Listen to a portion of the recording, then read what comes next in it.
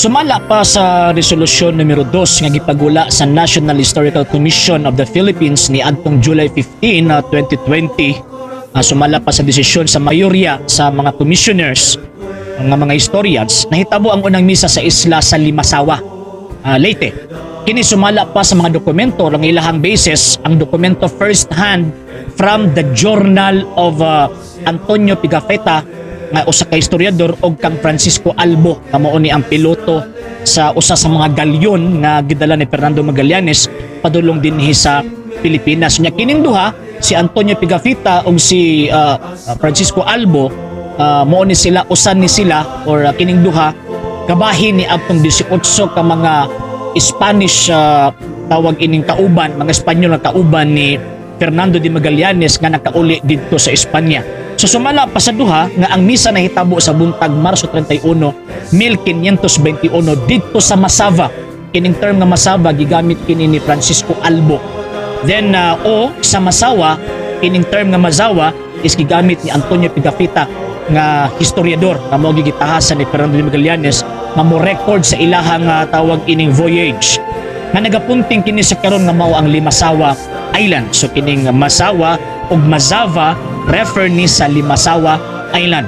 Ana ay mi contest ni ini ni ining mao nga gitawag og pagsaysay nga diin sumala pa nga ang misa kuno nahitabo dito sa Masao, Butuan. Nahitabo ni adto daw nga April 8, 1521 pero wala kini gidapigan sa National Historical Commission of the Philippines tungod kay ang maong ilahang pag-claim, ang ilahang mga argumento dili sufisyente nga maangko nila ang maong gitawag og claim ug aron madapigan sila sa desisyon sa NHCP.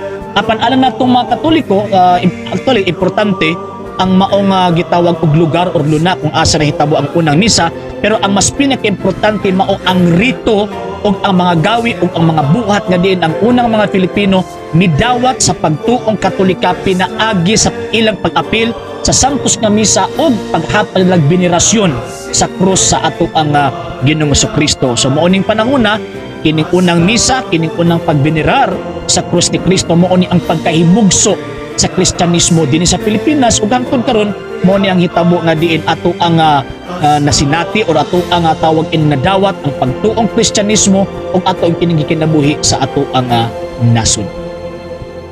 Alang sa mga dugang videos and informations, just click like, subscribe, then click the notification bell for more updates.